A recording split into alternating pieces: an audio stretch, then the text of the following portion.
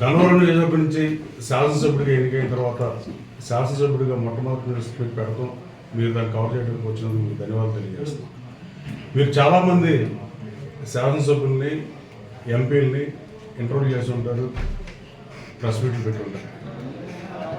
వాళ్ళు ఏ ఏజ్లో శాసనసభ్యులను కోరుకుందో నాకు తెలియదు, కానీ నాకైతే 9th క్లాస్లో నేను ఉయ్యూరు కేసీపీ స్కూల్లో చదువుకున్నప్పటి నుంచి శాసనసభ్యుల కోరిక. ఏమవుతామని టీచర్లు అడిగితే నేను ఎమ్మెల్యే వాళ్ళని అనుకుంటున్నానని చెప్పాను. దానికి కారణం మా ఫాదర్ కజిన్, మా పెద్దనాన్న 1985లో మేము చిన్నప్పుడు విజయవాడ ఈస్ట్ నుంచి తెలుగుదేశం పార్టీ శాసనసభ్యులుగా పోటీ చేయడం, రాజకీయాల మీద ఆసక్తితో. అలాగే తర్వాత 10th ఎండింగ్లో సెలవుల్లో కానీ ఇంటర్లో కానీ హైదరాబాద్ వెళ్ళి అసెంబ్లీ చూసొచ్చారు. అంటే లోపల కాదు, బయట నుంచి. ఎట్టి పరిస్థితుల్లో రావాలన్నట్టుగా చూసొచ్చాం. తర్వాత పరిణామాలు మారి ఇప్పుడు 2 రాష్ట్రాలైంది. ఇప్పుడు ఆ శాసనసభ తెలంగాణకి ఉంది. ఏదేమైనా గన్నవరం నియోజకవర్గం నుంచి నన్ను గతంలో ఎన్నడూ లేనంత మెజారిటీ ఇచ్చి కేవలం 22,000 ఓట్లు దాసరి బాలవర్ధన్ గారికి గతంలో మెజారిటీ వచ్చింది. ఈ రోజున 37,700 ఓట్ల మెజారిటీతో నన్ను శాసనసభకి ఎన్నుకున్నందుకు గన్నవరం నియోజకవర్గ ప్రజలందరికీ నా పాదాభివందనం తెలియజేస్తున్నాను. నేను గతంలోనే గెలిచారని నా ఉద్దేశం. కేవలం 270 ఓట్లు, వాటికి పలు కారణాలు, ఏమైనా ఎలక్షన్ మార్చారేమో డౌట్లు, ఇట్లాంటి బోర్డు అనుభవాలు అన్నారు. ప్రజలు నా వెనకే ఉన్నారు. అంతకుముందు గత 2 ఎన్నికల్లో 2014, 2019 ఎన్నికల్లో 84 పంచాయతీలు ఉంటే 50 పంచాయతీల పైన వైసీపీకి మెజారిటీ వచ్చిన పరిస్థితి. కానీ ఈ రోజున కేవలం 24 గ్రామాలకే వైసీపీ పరిమితం అయిపోయింది. మిగతా 60 గ్రామాల్లో నాకే మెజారిటీ ఇచ్చారు. అలాగే నా విజయాన్ని కాంక్షిస్తూ చంద్రబాబు నాయుడు గారు, పవన్ కళ్యాణ్ గారు ప్రచారానికి వచ్చినందుకు మరోసారి మీడియా ముఖంగా ధన్యవాదాలు తెలియజేస్తాను. నేను గతంలో మీడియా సమావేశాల్లో చాలాసార్లు చెప్పాను, కనీసం 2-3 ప్రెస్ మీట్లో చెప్పాను. 94 పునరావృతం అవుతుంది, ప్రధాన ప్రతిపక్ష హోదా ఉండదు కాంగ్రెస్కి. ఆ రోజు 26 సీట్లు వచ్చినాయి. అలాంటి పరిస్థితి రాష్ట్రంలో ఉన్నాయి. 2 ఎంపీలతో ఉన్న తెలుగుదేశం పార్టీ ఆ రోజు 89లో 2 ఎంపీలు పరిమితమై 94లో ఇలాంటి పరిస్థితి ఉన్నాయని చెప్పారు. తర్వాత చంద్రబాబు నాయుడు గారు గన్నవరం మీటింగ్ వచ్చినప్పుడు కూడా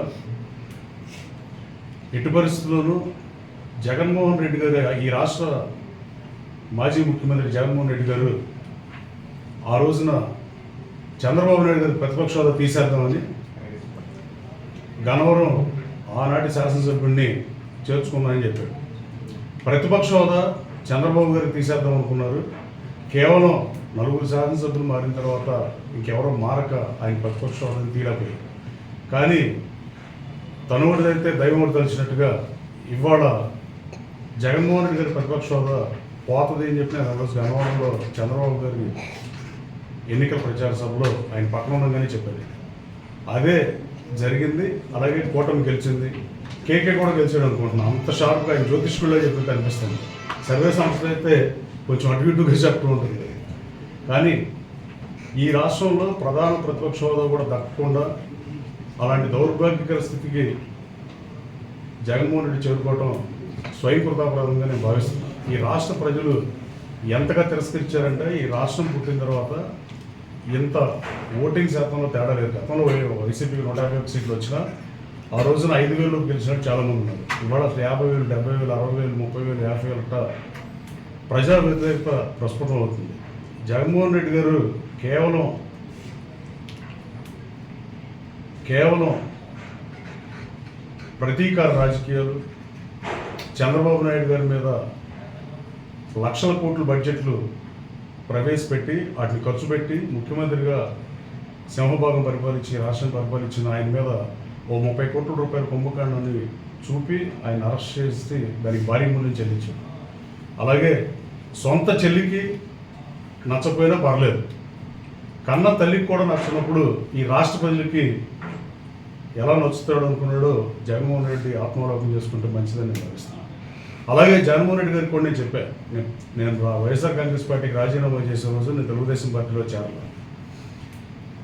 ఎట్టి పరిస్థితుల్లో నువ్వు పులివెందుల నుంచి శాసనసభకు వస్తావు, నీ రాజకీయ పార్టీ అక్కర్లా, నా గన్నవరం ప్రజలు నాకు అన్యాయం చేయరు, నా ప్రజలు నన్ను శాసనసభకు పంపిస్తారు, ఇండిపెండెంట్గా గెలిపించిన చరిత్రను గన్నవరం ప్రజలు నన్ను ఎన్నుకుంటారు, నేను అసెంబ్లీలో కలుస్తానని చెప్పాను.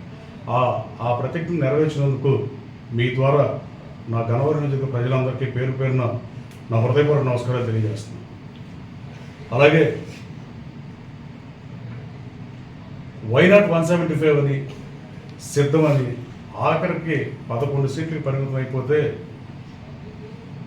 కనీసం శాసనసభలో ప్రతిపక్ష హోదా లేకుండా ఇప్పుడున్న శాసనసభకి ఒక పార్టీ అధ్యక్షుడిగా వస్తాడా రాడనేది కాలం చెప్పాలి. వస్తే ప్రజల పక్షాన్ని పోరాడినట్టు, రాకపోతే ప్రజలు ఏమనుకుంటారనే దాన్నన్నా పరిగణలో తీసుకుంటాడని భావిస్తున్నాను. 24 మంది శాసనసభ్యులు పోటీ చేసి ఆయన కోసం పోటీ చేసి ఓడిపోతే 19 మందిని మార్చేసిన పరిస్థితి. రాజకీయాన్ని రాజకీయంగా కాకుండా కక్షపూరిత ధోరణిలో ప్రజావేదికలు కోల్చడం, ఇలా ఏది చేసినా అలాంటివి చేయటం వల్ల ప్రజలు వాళ్ళ చంద్రబాబు గారికి కూటమికి అత్యధిక సీట్లు కట్టబెట్టిన పరిస్థితి. అలాగే జనసేన పవన్ కళ్యాణ్ గారికి మీ ద్వారా ధన్యవాదాలు తెలియజేస్తున్నాను. ఈ రాష్ట్రంలో వైసీపీ వ్యతిరేక ఓటు చేరలేమని చెప్పి వైఎస్ఆర్ కాంగ్రెస్ పార్టీ ప్రభుత్వాన్ని బంగాళాఖాతంలో కలపడమే ధ్యేయంగా పనిచేశారు గత 3.5 సంవత్సరాలుగా. అట్లాగే ఆయన పార్టీ నుంచి పోటీ చేసిన అందరూ గెలిచిన పరిస్థితి.